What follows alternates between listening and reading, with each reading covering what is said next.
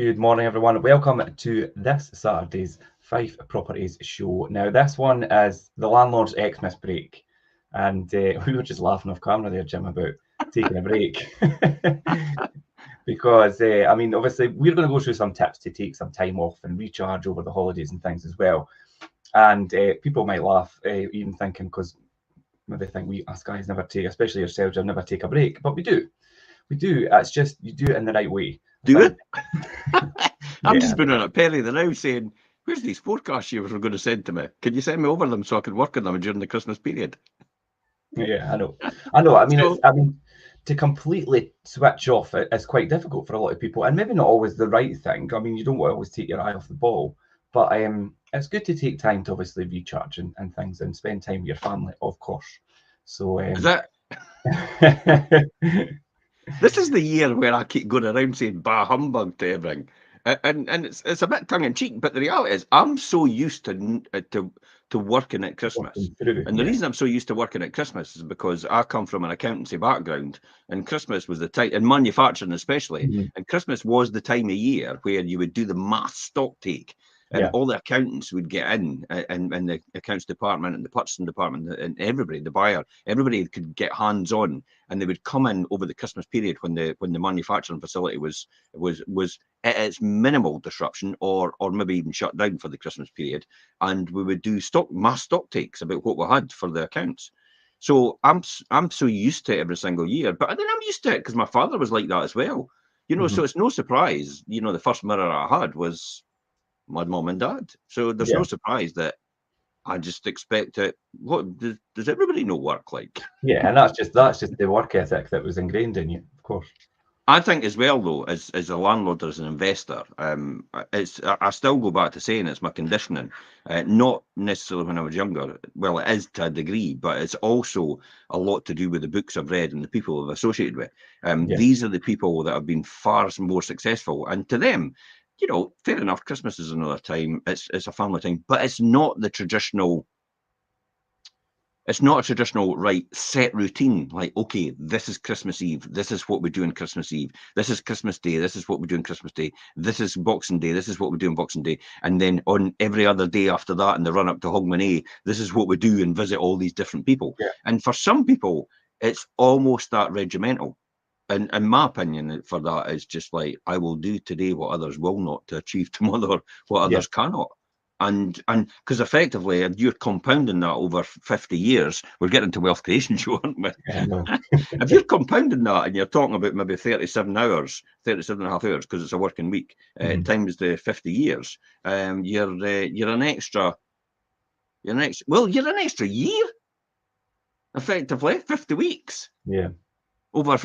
So if you're at my age, you know, that's kind of what it is. And I'll be honest, yes, I did start work at 5 years old. And that just kind of falls in line with getting back your time. And we're going to speak about that that's what our next wealth creation show is about time. So it is time equals money. And time equals money could be answered in a one section. It's like, no, it doesn't. But why doesn't it? And why doesn't time not equal money? So 12:30. Christmas Day, live on Christmas Day, 12:30, Wealth Creation Show. A brilliant topic. Does time equal money? Yeah, it is a brilliant topic, and that's kind of, it follows suit on what we're talking about here about the time of year and taking a break.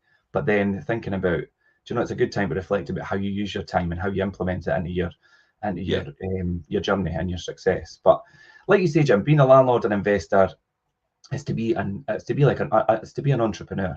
And to be an entrepreneur, you never really switch off. Your mind's always going, you're always on the go. So it is good to have a wee bit, just that time kind of, maybe, and like I say, not to kind of shut off, but more to reflect, I think. Reflect and forecast. You were just saying about, obviously, speaking to Perry about forecast. It's a good time of year to do that.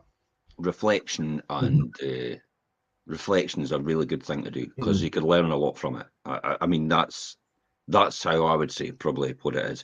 It's a great time of year as well, because everything stops for everyone else. Yes. Let's just say the 95% group. Everything stops for them in normal day-to-day life. So therefore, if you want to catch up on stuff, then you can catch up on it. I think that's probably the most important thing, especially planning as well for tax. You know, that's a really good one for this time of year. For a lot of landlords, typically your tax year end is going to be the 31st of March. So you would want to then plan right now. So I typically tell you what I do when it comes to the tax year end. We're going off track here, actually. It's time to take off a break and recharge. It's like, no, it's time to do all the things that you could have got done. So at this time of year, I generally, and that's what I was out in Spain for, I generally look at where the numbers are right now. Because if you're a landlord, you know how much rent you're going to have coming in the next 3 months, including the December. So that's 4 months. So the next 4 months, you know what's coming in. You know what the interest rates are going to be, because they're going to be more or less stable. And you've probably fixed all your deals, so you know what your interest rates are. You know what are the other overheads that you've got generally coming in every single month as well. And then you can then plan from there. Once you factor that in and extrapolate your current accounts you've got just now, your profit and loss account and your balance sheet, you can extrapolate that out to the 31st of March and apply that and say, okay, this is the profit I'm going to come in at if I don't do any more repairs. At that point, that's when you go, wait a minute. Now, this is just a timing difference, by the way, because you can't do anything else about it, but it's accruals and prepayments. The accountant's friend, accruals and prepayments. We've got too much profit. Right, let's accrue something. We've got too much. We've not got enough profit. We've got any prepayments we could write back. You know, these sort of things. That's the, or we've got any obsolete stock that we've suddenly found it's no longer obsolete and we could write it back. These are the sort of things that you would utilize on. So it's a great thing for especially if you're self-employed.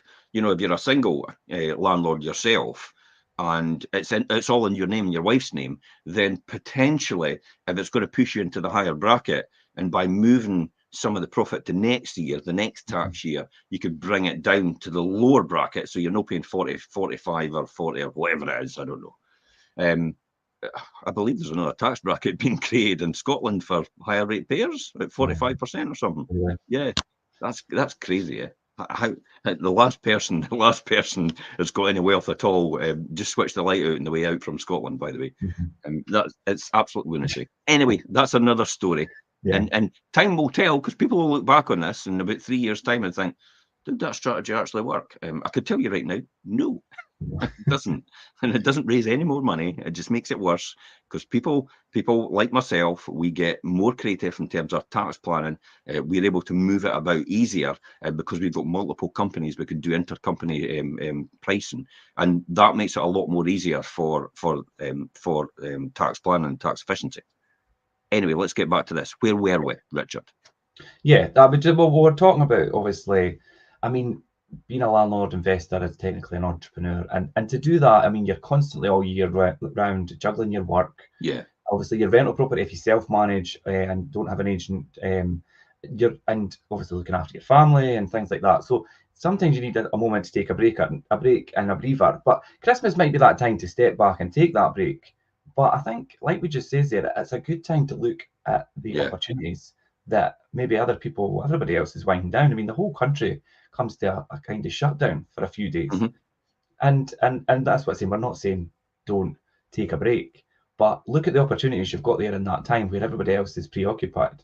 And everybody else does about a week shopping just for one day. I know. I mean, the shops are open again on Boxing Day, but anyway, that's a different story. But yeah, it's a good time to reflect and forecast and look at opportunity as well.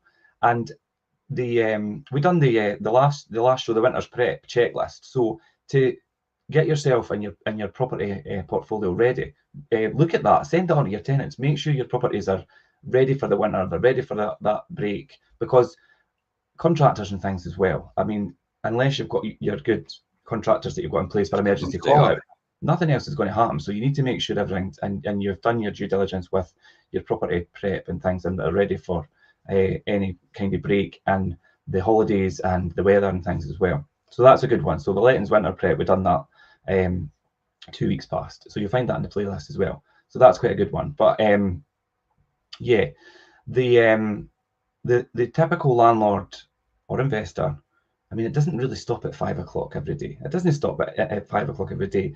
And if you're an agent and watching this, you'll know it doesn't stop at 5 o'clock every day. And it can become a bit of an obsession for people with property, and well, I'll say passion, actually, and not obsession. And people do. I mean, I know my mind does. It's property and things as well. So it is a good time to take a wee bit of a step back, and for your own health and your mental health and things as well. And we've spoke about that a lot. But I think as well, for taking a break, it doesn't always mean completely shutting off. And I don't think that's the thing. But use the time. I mean, you said, did you mention about reading there, Jim? Reading's a really good thing where you could relax, but you're still obviously progressing yourself at the same time. That's it. So you've got this time that you would normally use for your normal day-to-day work, and fair enough, the rest of the country shuts down. Being a landlord, you'll never shut down anyway. It's just the name of the game. You know, it is it's great because for everybody it works full time anyway. It's always been a side hustle, and it can be run like that on a part-time basis. And you know, unless you've got multiple properties and you self-manage. But that's another story. And we talked about that before, about what self-managing does to you and how it actually holds you back from growing your wealth by self-managing yourself. Yeah, we'll talk about that on Monday on the Wealth Creation Show, because it's all about time and good, perfect. Okay, so I think do you really need to resist the temptation for, you know, we say things like you can resist the temptation for looking on the property websites and stuff like that, but maybe this time of year is the best time to do it. That's what I mean about the opportunity thing. And a lot of people will step back and so, and I noticed the other day, there's still property come on the market yesterday and things even still. And we were, I think the show last week, yourself and Perry, Jim, was obviously talking about the time of year for putting your property on the market and time for the spring and things as well. Obviously, we'll have the Boxing Day bounce, and then obviously New Year time's busy, but I wouldn't shy away from still looking at opportunities for investment if you're an investor. You've got a captive audience. I see some of the ones that we're listing now, and I'm thinking, God, I wish I could buy them. I'm okay then now. You know, I'm okay. I'm moving forward and buying this portfolio. So I'm still okay moving forward. But there's some crackers come on, and I think, God, that seems like that's a really good property and a decent return. Yeah. So if I was a smaller landlord, I would take the opportunity to look right now on all the websites. Avoid the doom-monger articles. The typical things definitely you've got to do is, you know, keep yourself away from these. A great book to read is Rhinoceros Success. And I tell you what, when you start reading it, you think this is a kid's book. It's actually a book. It actually teaches you how to build mental toughness and build a skin, you know, mental skin around your shield around yourself, almost like as tough as a rhinoceros's skin. And so that's a really good book to read at this time of year. But, you know, avoid all these lettings. You know, there's loads of, see the hypothetical people that keep coming on about what if the sun and the moon and the stars all align at the same time? And I'm like, is that going to happen? Like, is that really possible to do? Well, no, really, but what if it does? And it's like, I just didn't want to think about that because it's purely conjecture and hypothetical. And why should we be discussing it? It's just a waste of energy, a waste of emotions, a waste of resources. Yeah, so, it's a kind of waste of time on pie in the sky stuff. Avoid the greeters. And I don't mean the greeters as in the greetings for Christmas. I mean the greeters that are like, oh, woe is me. It's like, poor landlord. It's like, hey, if you're thinking yourself, poor landlord, don't be in the business. Yeah. You shouldn't be in the business at all because it's, you know, you chose it for a reason.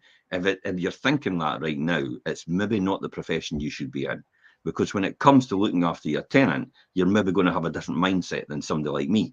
You know, your tenant is your customer and your client. A client is somebody you'll have for life. A customer is a one-off retail transaction. Yeah.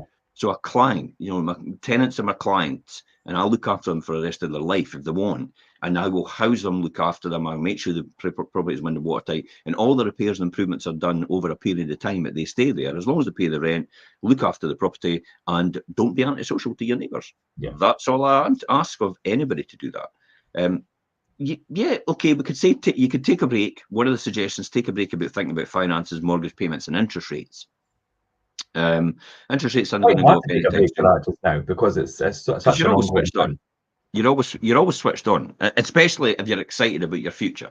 You're always switched on. You're always wired and fired. So that's fine. But this is for, you know, but this show is primarily for the the majority of landlords. Yeah. You know, the landlords that will, you know, okay, this is a perfect time of year, I could rest, I could relax. Most people would be okay. But there's also other things to think about, you know, as I said before, about the winter prep checklist, making sure you've got your contractors in place, making sure you've primed them beforehand. It's like, you know, are you going to be able to come out if I get a call out on Christmas Day? Well, Because I think it's not good enough to think to yourself and just assume that if Christmas Day comes along and anything happens, like the boiler breaks down, that your tenant's not going to phone you because it's Christmas Day. That's just appalling. It's like, no, your tenant is expected to phone you, and you better make sure you've got somebody in line to actually do something. Now, if it's a part you need for that boiler, you've got no chance because none of the merchants are open. So you're just going to have to wait anyway, more than likely. But if it's something so simple, like the system has to be topped up because it's gone down below the pressure point. Maybe it's really cold that day and the condenser pipe is actually frozen out, and that's what cuts off the boiler. So the condenser pipe's frozen because of the constant drip for the water, and it's frozen over time and built up and sealed it off. So these are the sort of things that you should be aware of as a landlord. And I mean landlord doesn't self-manage. As an investor, hey, you didn't need to bother about that. Thanks, Richard. Yeah, I mean that's what I was just going to touch on as well. If obviously you want to use this time of year to have a bit of a wind down, spend time with the family and things like that, and you've got a portfolio, you really have to have somebody looking after it for you. Because I mean, I know yesterday, I mean officially our offices and things closed for the few days for the Christmas break, but I know yesterday I was doing all the prep to make sure everything's in place, my contractors are ready. Do you know, we have the phone systems are all set up properly to deal with things over the few days that the office is closed. So that landlords don't have to worry about that because that's what they have us for. It's known as well which of your landlords are going to be 3 sheets to the wind if you phone them. So you need to make sure you've got another one. Which of your contractors, you need to make sure. Yeah, I know what you meant, sorry, the contractors 3 sheets to the wind, not the landlords. Well, most landlords will be. But my point is the contractors, because some of the contractors, look, I've had a drink, I can't come out. It's impossible. So just to have a sort of backup plan. Yeah, I've got all my contractors in place, definitely. I was going to say to take a leaf out of the royal family's book, have a spare. Sorry, Harry, if you're watching. All of these things are essential elements. They're essential elements, really, to being a landlord, isn't it? But you're allowed a few days off to think purely about yourself. The news will still be there when you get back when you get back to your work. To work in normal hours and things. Yeah. But I'll be honest, if you're a landlord, and we've said this in our article, if you're a landlord, you're not getting time off. No, you just don't get time off. You're on call. If you want to be a professional landlord and because and I mean self-manage, then you're going to have to be available 24/7. That's the reality. There's a level of commitment. We could all think fluffy dogs and roses and smelly creative candles and all the rest of it, and how nicey everything is as a landlord, but it's not. Landlord is a hard graft. It's not easy. Everybody thinks it's easy because you hear about all the successful stories, and that's the only thing anybody ever shares with you about the successes. Look at me, but we all know that's all designed to attract investors and somebody else's money so they can use it. Nobody talks about the horror stories of being a landlord, and I tell you, I could give you quite a lot of horror stories, and it would curl your toes, as my dad says. Curl your toes basically, because it's like, oh my God, it's like how are you able to put up with that and the mental toughness you have to go through that when a tenant decides not to pay you for the whole year, and you can't do anything about it because the legislation keeps them in place. And it keeps them in their tenancy, and you're sitting with no rent for a whole year, and you've still got to pay the mortgage. It's like, and to be a self-managed landlord, like I said, there is a level of commitment there, and it's a commitment to keeping yourself, obviously, your knowledge and things of the industry and legislation, and because that could leave you wide open as well. So that is, I mean, it could be quite a rocky road, especially if you're not educated to the proper facts. And being a letting agent can be rocky at times as well, but you just need to keep making sure that you are up to date with how things should be dealt with and how the legislation is running. And that's so if you really want to take time off, Richard, if you really want to take time off, this is how you need to look after yourself. Okay. Taking care of your well-being probably isn't just for yoga retreats in Ibiza. or ashrams in India. Yeah. Wasn't a yoga retreat when I was in Ibiza anyway, but that was a while well, ago. in Portugal then, in Algarve, and Yeah. some countryside location. I'm thinking of Juicy Retreats by what do you call him, Jason Vale, because he's got one there. Alicia Dixon actually frequently visits, and that includes landlords' needs. That includes landlords really, and you need a balance between your personal and your professional life. Now, most people will want that, so I'm going to say that, but tongue in cheek, if you're wanting to be really successful, you ain't going to have a balance. The balance is going to be one way, and it's going to be towards basically investment strategies, being a landlord, and almost 24/7 in your mind. You have to be obsessive. You said you have to be dedicated and all the rest of it, or whatever it is word you use, but really you do have to be obsessive if you really want to make it. Yeah. And the festive season's perfect time to create new healthy habits. And there's some of the easiest ways to do this. Like, let's think about this. Right. Oh, connect with the outside world. Go for a walk. Beach, park. Silverburn's great down here. It's perfect time of year to get out for a walk and get up early and go for a walk and have that extended time where you don't need to worry about, because I mean, I like to walk and things in the morning and evenings, but then I've always got something to rush back for. So, and a lot of people will be the same.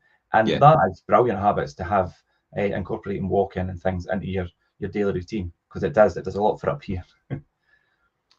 Energetic exercise, a bit of running like I do, a bit of exercise in the morning, sit-ups, push-ups, pull-ups, whatever it is. If a local spin class, squash with somebody, tennis. Well, tennis. I'm saying tennis. I'm only saying tennis because I was out at Necker Island. We were playing tennis. That's why it popped into my mind. Press-ups, whatever you could think of, it will just energize your body on an aerobic level. Get your heart going. So it takes your mind off everything. This is quite an important one. I saw Dynamo the other day on, not actually physically saw him, but I was watching him on Diary of a CEO, and he was talking about his therapist, because obviously he's gone through a huge amount of turmoil and trauma in his life recently. And his therapist was saying, you need to he was giving him like sound to listen to. Now, I don't know what that sound is, but they've put it in the comments on the post, and I never ever listened to it. But I've got a funny feeling it's sounds of the outside and nature. Right. This is why I talk to everybody. If you go for a walk outside, for God's sake, do not put your Walkman or your earphones or your earpods or music into your mind. Switch yourself off completely and start to engage with what's around about you. One of the things I just keep catching myself doing, as well as seeing a lot of other people doing, is they all sit down and they bring out their phones and then engage with somebody else completely different than the people sitting around about them. Now, that used to be considered rude, but now that's considered normal. Yeah, I know. And that's not healthy at all, being connected to that phone all the time. You need to, I don't mean you need to throw it away and run away from it in any shape or form. I just mean you need to discipline yourself to actually switch off. It's the biggest threat to us. And it's the biggest threat to time. We're going to talk about that on Monday as well, isn't it?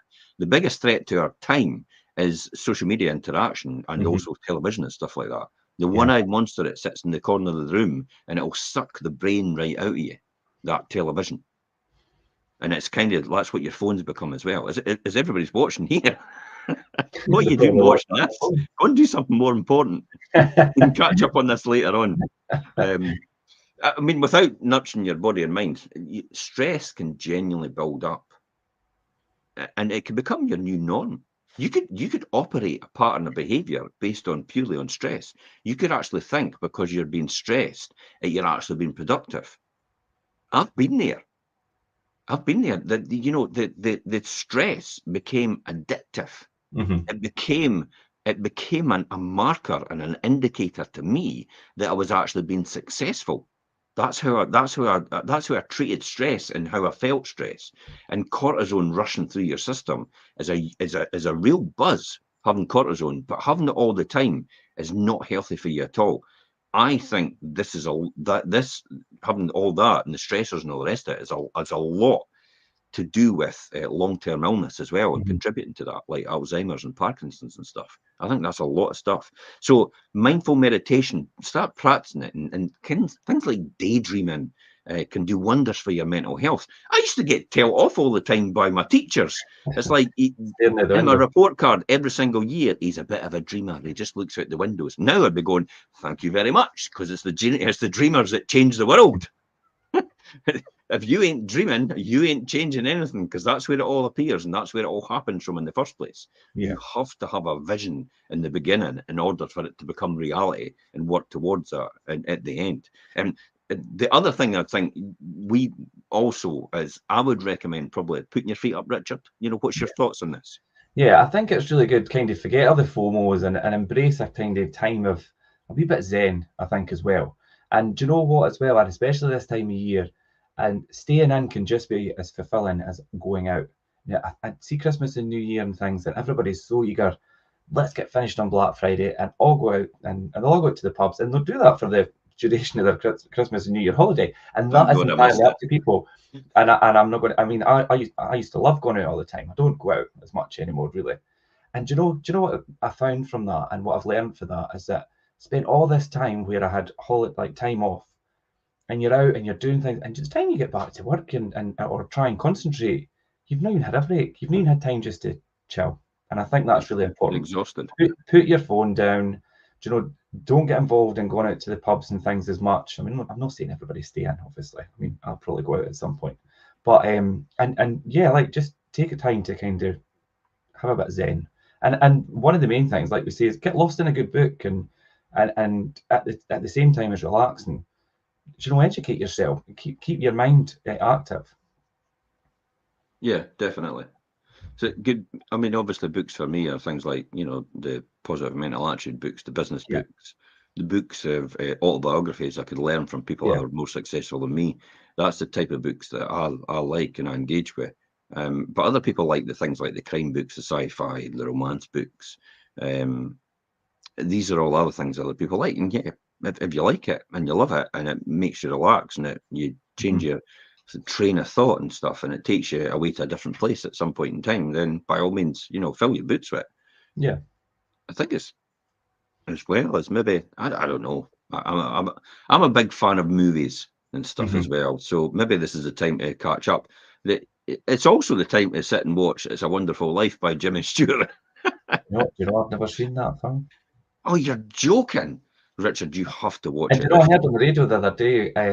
I think they've got an entire channel dedicated to that film, and it's just running continuously. Listen, I'll tell you what. It's a film, and I know it changed my perspective on life. I think I've seen from when I was young. I've never sat and watched it all the way through. Yeah, it's a film that changed my perspective on life when I was young. I just saw it and I thought, I want to be George Bailey. That's the type of person I want to be, and it's and I love watching it every single year for that very reason. And that's something for me. Maybe I should sit down and watch it this year. I maybe shouldn't watch that channel, because I'll be completely hooked to that channel every single time. I don't know what channel it is, but yeah, I heard that. It just plays it on a loop. So these are the things. I mean, we've got a list here of books to get lost in, and also things like 52 comfort films to watch again and again with The Guardian. Yeah. On this link on the post itself. If you prefer to multitask, then maybe audiobooks. Like what I do in the morning. I'll have the television on in the bathroom, and I'll have Diary of a CEO playing while I'm getting washed and dressed for the morning. And then, when elsewhere I could read a book and make use of productive time overall. So audiobooks and music and radio are your friends. And if you really can't live with lettings over Christmas, then stream a Landlord podcast from the sofa. Watch your playlist back if you're really that keen on continuing. I go back the playlist for all the Landlord stuff that we've done. Yeah. There's huge amounts of timeless content on the Saturday shows. Now we're up to episode what? Where are we about? Episode 178 or something like that. Yeah. So we're at episode 178, so we've got at least 3 years worth. So we've got about 1.5 years worth of Landlords, because we do a sales one week and we do a Landlords the next week. And then you've got all the ones in between. You've got the Wealth Creation Show as well to listen to. So there's lots and lots of content overall to listen to. A bonus for staying at home is the perfect way to use up your Christmas leftovers. And if you're stuck for inspiration, the Olive magazine has a great recipes to come up with a storm and leave nothing to waste. If this is the time maybe to I used to love cooking Christmas dinner.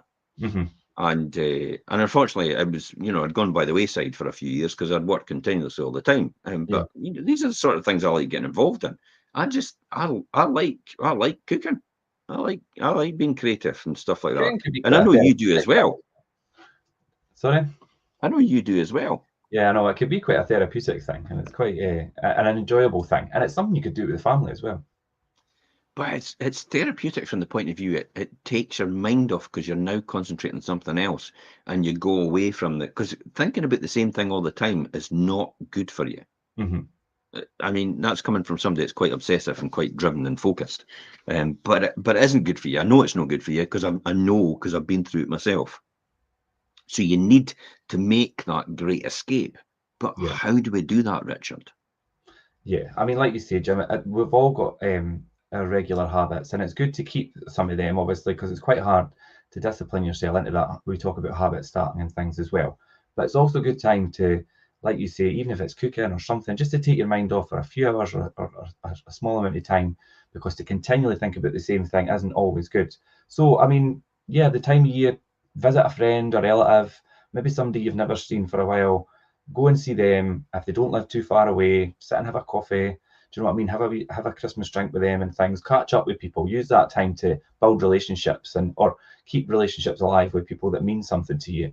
And then maybe head out if you stay in the city or if you stay in somewhere, go out and have time in nature. I think is really important. Go for that walk. Spend that time.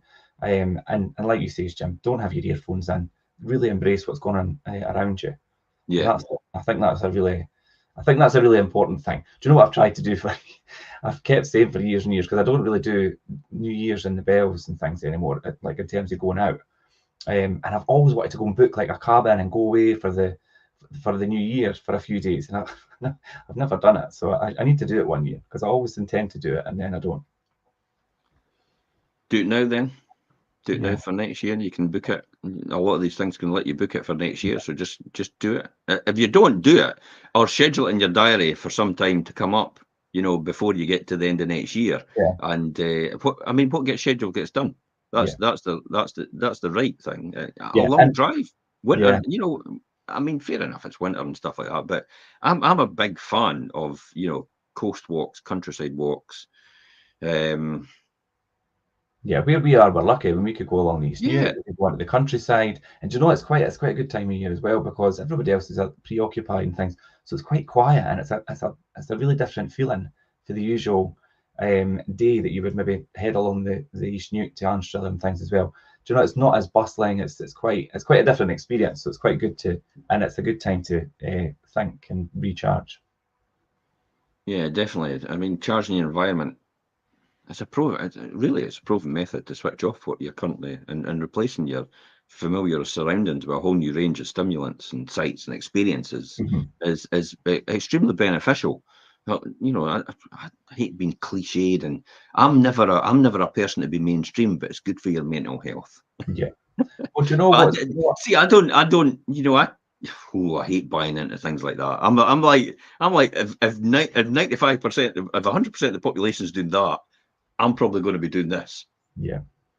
That's and my sister will vouch for that, because she says, every time I see white, you'll say black. And if I say black, you'll say white. and it's like that's because we're two completely opposite things. and that's a good thing, I would say. But that's that I've always been like that. I'll somebody once said, Jim, you'll argue with your own shadow.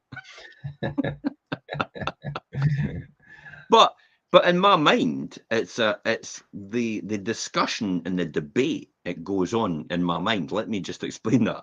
Discussion debate goes on my mind is actually to come to some confirmed conclusion about what is the best way forward.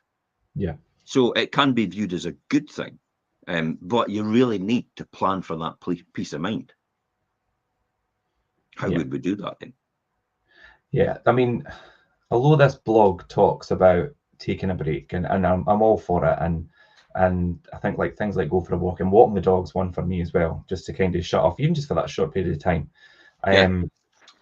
We will hazard a guess that you're going to think about lettings and being a landlord and things at some point over the Christmas. I mean, nobody that has a property portfolio, or has even just one property, but as a landlord in some aspect, it will enter your mind during that time. Why would it not? Why would Yeah. it not, Richard? Think about this. Oh my God, you're excited about your future because your job, which is your 9 to 5, which provides for your living, you're excited for your future because what you're being a landlord is going to provide for your lifestyle later on in life. Yeah. It's going to compound over the medium to long term and actually have a good return on investment. And you just need to put the effort in to do that.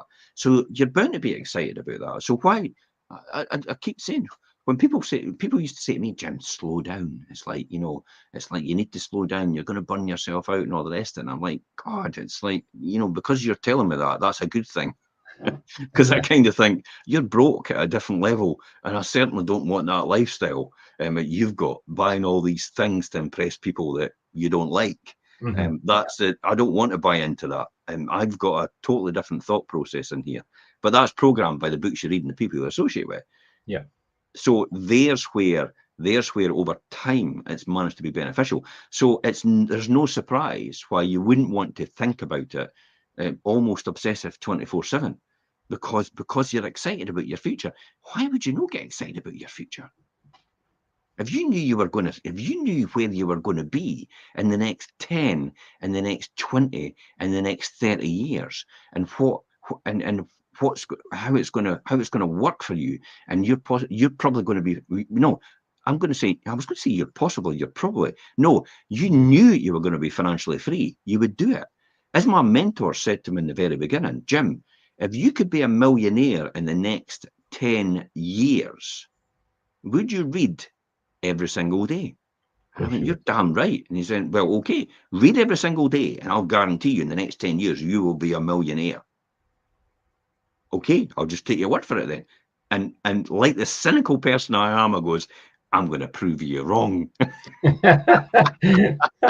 I'm going to read every day, and in 10 years, I'm going to come back to you and go, get it up, yeah. It didn't work. Unfortunately, it did. Yeah. Fortunately, it worked. I know. Unfortunately, well, but from that point of view about get up, yeah, it didn't work. It's like, unfortunately, it didn't work. I ended up becoming a millionaire. So Jerry and Pat Gregory and Jerry Scriven, thank you very much for that advice, and Bernard D'Souza as well, actually, because they used to say that to me all the time. If you read every single day and you read the right books that we recommend, and you'll be a millionaire in the next 10 years. And I went, nah, I didn't believe that, but I'm going to do it just to prove you wrong, because I was that cynical at that point in time about everything. And they proved me wrong. But yeah, I mean, like we've said, and I think just to reinforce, why not use this time of year and use that brain space to get ahead when other people maybe aren't, and look at some of the tasks that often get left and to the last minute. A lot of people do it, and that's make your home life a lot more comfortable so you have a clearer mind heading into the new year. And I mean, what kind of things can we look at to do that do get left to the last minute? And you mentioned it already, Jim, and I think really filing your tax return, yeah. And tax return every single time. Yeah. See the amount of people that leave there. I even had somebody contact me personally and sent me a message and says, would you be able to do my tax return, because I have no idea what I'm doing and how I'm doing it. I went, no, I'll not be doing anybody's tax return. I don't even do my own tax return. I actually just make sure all the numbers are right, and I send it off to my accountant, and they do all the final filing of the statutory accounts, the P&L, the balance sheet. They do all the final filing of the tax return as well. And all I need to do is send another instruction to Tony at the accounts department and say, Tony, could you just pay that for me from this account? That's it. That's as far as it goes for me right now in terms of that. The only thing I do, as I said, is the tax planning. So yes, you could do it on the day of the deadline and stay up till midnight, as my father used to do. See, success leaves clues, and also it leaves lessons to learn. So my father's extremely successful for where he started. And it does leave a lot of clues for me. And I've learned a lot of things off of him. But the one thing I've learned the most is, goodness sake, will you get your VAT returns and your tax returns in and done on time, way in advance, so you know exactly where you are.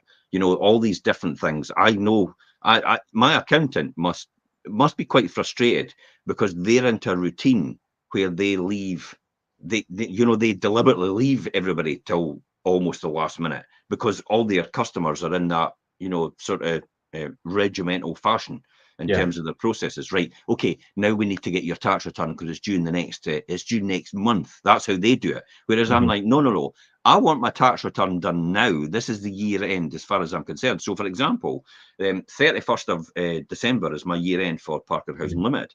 So I'll be getting my finalized accounts done by the end, and all written up and everything like that, and all my adjustments made as well to make sure everything works perfectly. I'll be doing that before the end of January. Now, this is meant to be done in 9 months' time, but I'll do it for the end of January, and then I'll tell him or her, well, it's mainly him because it's Colin. I'll tell Colin, it's like, okay, there's my return. Can you get these filed? Now, why would I do that so early? Well, the reason I do that so early is because it's actually, if you've got good news, get them filed now. Because when you go to the banks and say, I need lending or I need you to come in on me on this deal, the banks go, where's your filed accounts? And then what the worst thing you could do is go, well, okay, it's my accounts from over a year ago. You're seeing it's my filed accounts. It's like, it's no the recent ones. But I'll give you a copy of my draft ones. But, I would rather have, this is what I filed, this is what we've got, and this is how successful we are so far. Because then the risk assessors that they send it to, because that's how it's all done, then go, flipping it, tick that box. Yes, so because you filed it. You filed it. You've more or less said that is the bona fide, certified, final accounts. This isn't any draft. Nothing's going to change. This is what's at company's house. And then they go, tick that box. Proactive. Forward. That's why you need to do all these different. Plus the fact, then you know how much tax you're due from 9 months from now. So if you've not got enough money because you've spent it all on investment property, you can build up that tax, that money right now. Because that's how most people work.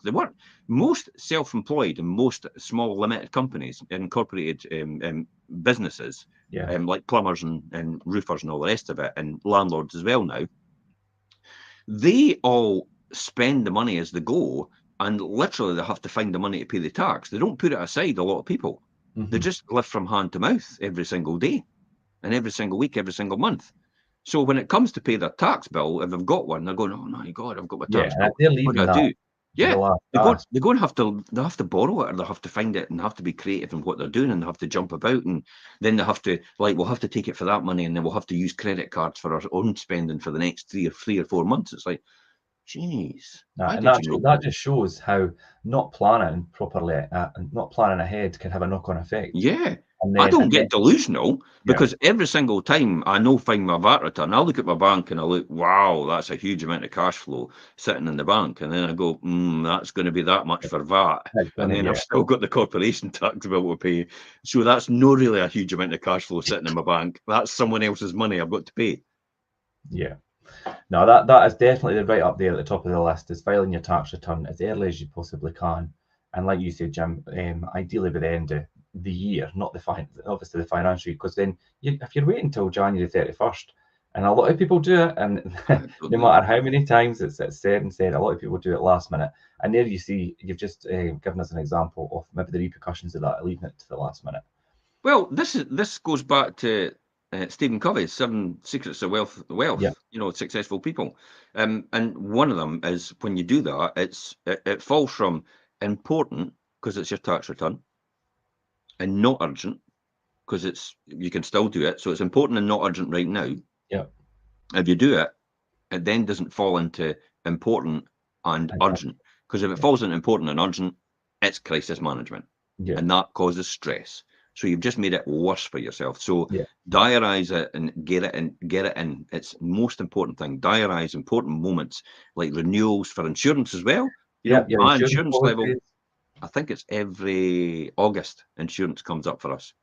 So every August it comes up, we usually get emails from all the insurers round about June, July. June is more or less the time when they actually all start emailing all the proposals about what, based on my portfolio, how much the insurance is going to be, what the cover is going to be. And then I'll look at that. Now, I'll be honest, insurance for me is not the biggest thing. It's more important I've got the right cover. It's more important. I could disaster plan. That's what I do. The things I insure for is if the house burns down, or if there's a huge claim, like it's a mass burst pipe or anything like that. These are the things I insure for. I don't insure for the front door getting kicked in. I don't insure for things like, because I've got £1,000 excess. It's like, I'll just fix it myself. Because having £1,000 excess brings my insurance costs down dramatically. Yeah. And it's a hell of a lot. I get a reduction a lot more than what the £1,000 excess would be if I have one claim. And it's, you know, I've had one claim this year. And so I've actually, I'm up in terms of my money, how much I've saved on my insurance by doing the £1,000 excess compared to how much I've had to pay out in a claim, or they've had to pay out. But if you're not insured, then you need to be insured with some sort of level. We've got insurance for that, haven't we? We have got people that we deal with day to day, one of the biggest landlord insurers in Britain, who actually give me a better deal than what the previous person we spoke about actually give us. And they're actually, I couldn't believe that was a third of my insurance. And they've been really good. We had an incident that we've had to do an insurance claim, and I've had no real problems with the claim. No real problems putting that through, eh? I thought we would have had a huge pushback with that, because the previous people had huge pushbacks with certain things, and they were really problematic. Lapsadaisical, I would say, and almost bordering on lazy and couldn't be bothered. But then they're a loss adjuster. It's like, you know, the person that gets appointed as a loss adjuster wants to keep it going as much as possible because they get to charge even more money. It's like an ambulance chaser when you think about it, when it comes to claims insurance. So get these important moments for renewal policies, safety certificates as well. Well, that's what. Yeah, that's a good one. We've got that all systematized anyway. Obviously, we have it all, and if you've got an agent in place, they will have it on their system, and that's all. And I mean, we do that year round as part of dividends, shared dividends.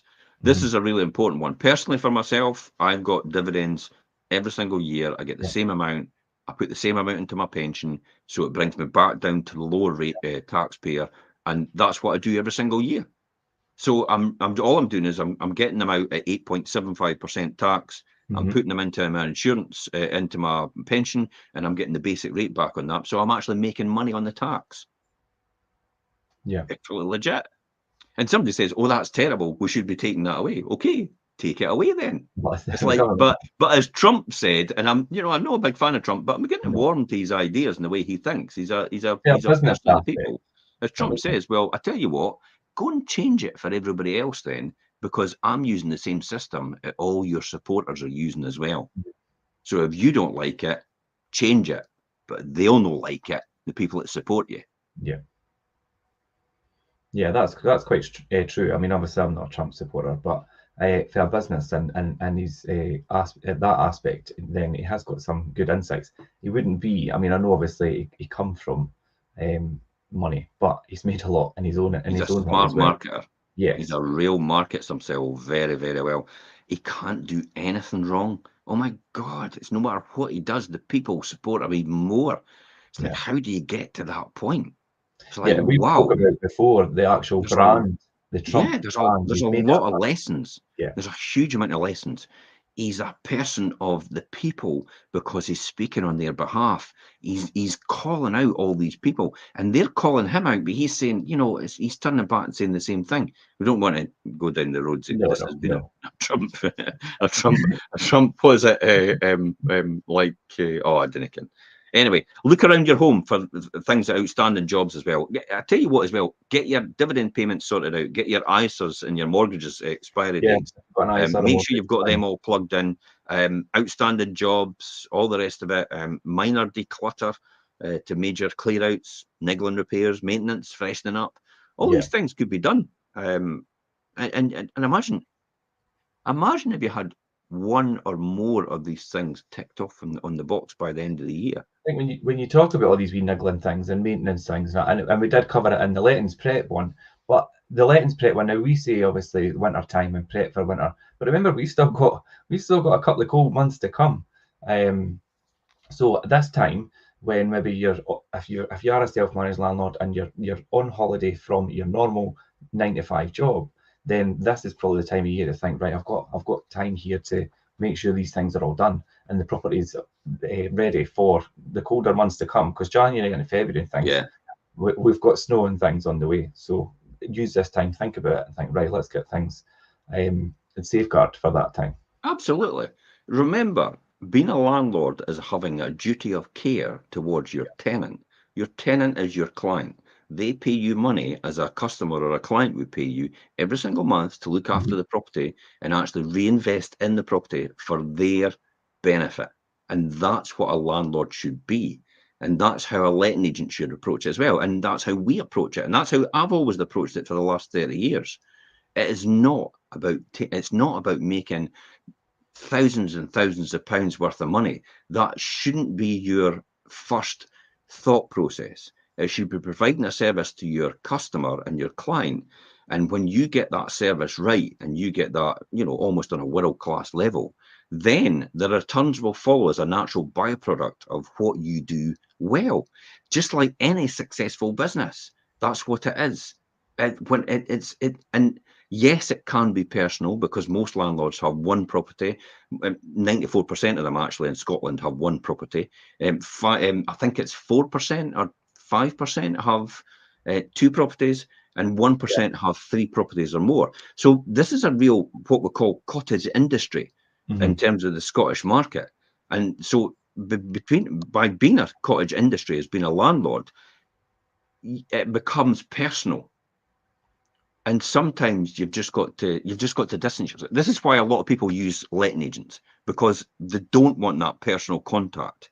They don't want that personal contact with it. They want to have a return on investment. Yes, a reasonable return on investment. And the hope they might actually make a bigger return on investment over a period of time, which you will anyway, because the value of the property compounds over time. So it's a natural byproduct of using your money productively. To invest in something that puts a roof over somebody's head, rather than investing in what we talked about before, about a pension. And a pension you invest in, but it actually invests in companies like Glencore, which is exploration, not good for the environment, Bar Industries, which is tobacco and smoking addictions, Diageo, which is drinks, which is addictions to alcohol. So people choose, Pfizer, which is pharmaceuticals, which again takes advantage of people that are ill. So all these MSPs, for example, and I'll get on my political soapbox here, all the MSPs and all these people from shelter, all these people from all these crisis, all these people, citizens' advice, all the rest of it, they've got all their pensions invested in companies which take advantage of people's addictions. And what I choose to do with my money is to put a roof over someone's head and keep them wind and watertight and safe, because they can't afford to do that. And I look after them for that reason. So who is the most moral in this process? It's food for thought. It definitely is. When you put it like that, it is food for thought, and a lot of people might not look at it from that angle. So it is something to think about. Yeah, you've got some militants out there that just don't get it at all. They don't understand what it's like. They don't understand what it's like to serve another person and put a roof over their head for the rest of their life and look after them. They don't understand the satisfaction you get from that, the feeling you get from that, and actually the relationship you get from that as well. So, because you know yourself, there's a lot of tenants still with me. I first housed in the beginning, and I still have a fantastic relationship with them for that reason. And whatever they need or whatever they want, I'll help them out. I'm quite more than happy to do that. And I think most landlords are like that as well. And moving on for that, I mean, obviously, you were a self-managed landlord for a long time and built up good. And there's still some tenants that I look after on your behalf, and now they know me first name. I mean, I could pass them in the street. I passed one yesterday, and it's hi Richard, you know, and it's like it's continuing that relationship on your behalf as well, because obviously you're doing a lot of other things. Look at Donald and Amanda. Yeah, Donald and Amanda I've known for over 25 years. Yeah. And they've been with me and moving about my stock, depending on how their circumstances have changed. And they've moved from a 1-bedroom to a 2-bedroom to a 3-bedroom, you know, to a 4-bedroom, back to a 2-bedroom. Now they're in a 2-bedroom again. But Donald and Amanda have been with me for more or less most of their life, and most of my life now. They've been with me more of my life now than some other people have ever been. And yet, you know, I would class them as really good friends. And I love bumping into them. I usually bump into them when they're up in Silverburn. They're usually out and about in their scooters for a wee spin, asking them how they're getting on and stuff like that. But these are the things I think what how you feel rewarded as a landlord. I think these are the things that make you feel rewarded as a landlord, and the fact that what you're doing for other people and how you're helping other people. But as I said, it's good when you're doing it for a letting agent if you've got the right letting agency, because they are in alignment with your beliefs. So that's what you have to make sure. Because they're in your alignment with beliefs, they'll deliver the same sort of service you would deliver, and they'll replicate that. But the difficulty of this is you still have to deal with the mire if you're self-managed. This is what we've talked about now.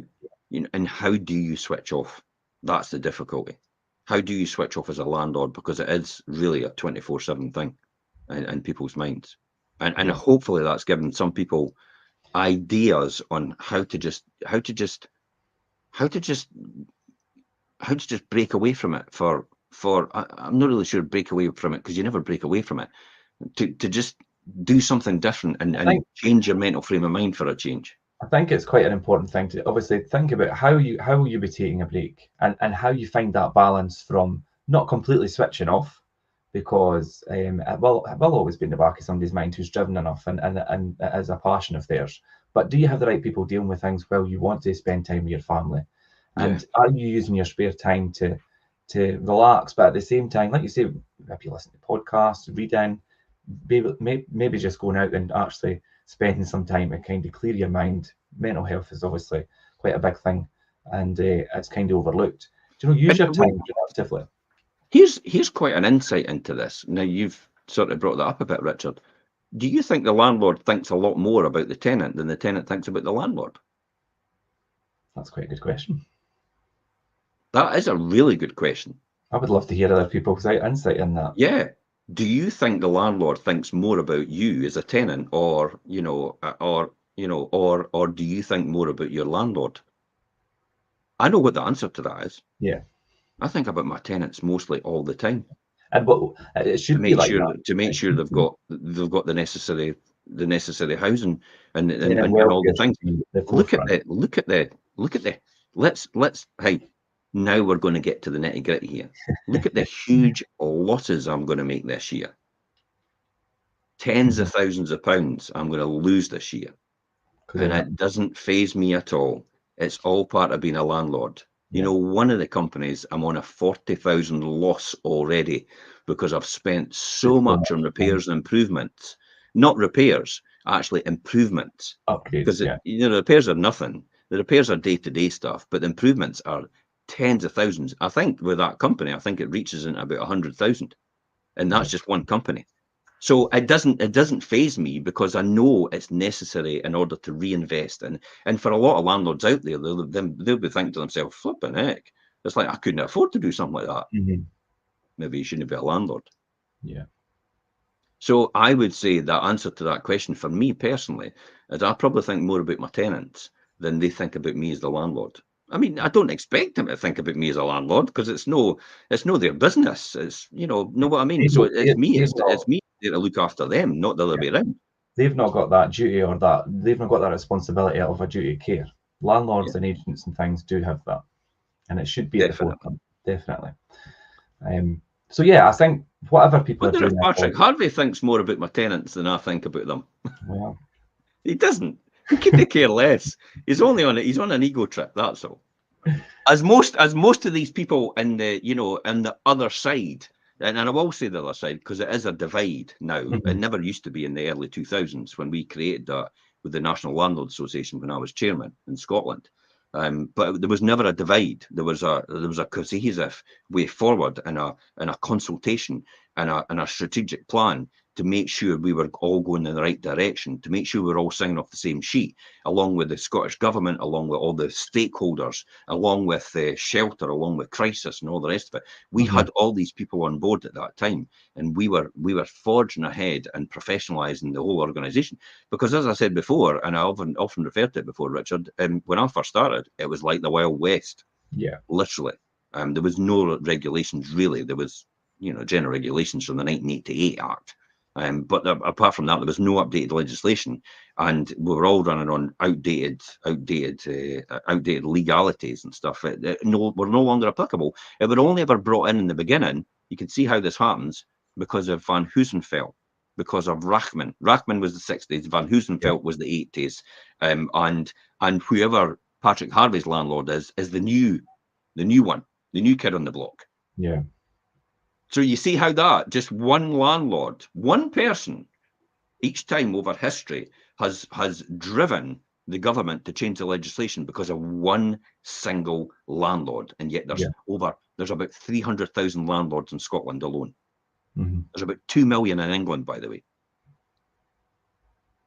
Anyway, that's us finished. We'll stop it here. Yeah, no, that's fine. But you're right, Jim. And things changed so much. I mean, even since 2010, when I come into the industry, things have changed so much. So it's just it's the way it is, obviously. Yeah. And things will continue to progress like that. But whatever everybody has planned for the holiday season, we'd like to wish everybody a Merry Christmas, all the best of success for 2024. Jim, we'll be doing a really good topic on the Well Creation Show for Monday. So Monday, 12:30, yeah. Christmas Day. Yeah. So yeah, please tune in. If not, you can do the podcast or we're on the playlist. So bye for now. And I'll deal with the people on TikTok there now. So right, hang on, TikTokers. Thanks for that. Right, okay. Bye.